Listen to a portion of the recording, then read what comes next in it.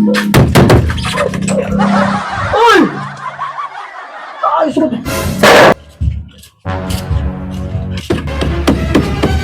Bumalik ka ba? Uy! Ako to. Turi-uri to eh. Ayos. May puwet ako eh.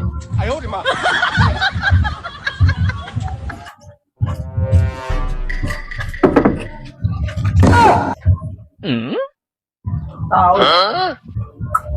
Baka natutulog ko rito. Ano ba? Ang kulit niyo! Ang tao to eh. Tulog ko to eh.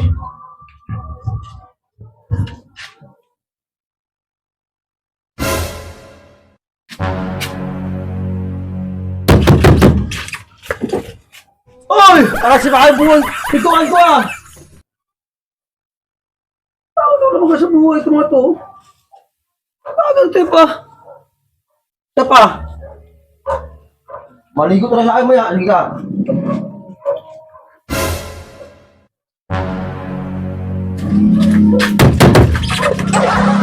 Oy!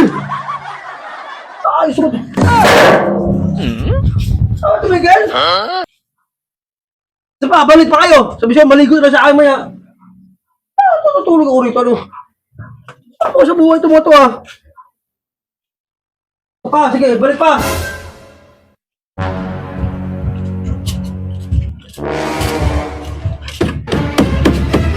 Bumalik ka pa talaga. Uy! Oh, patay ka pala dyan. Ba't mo naman ako pinuhusan?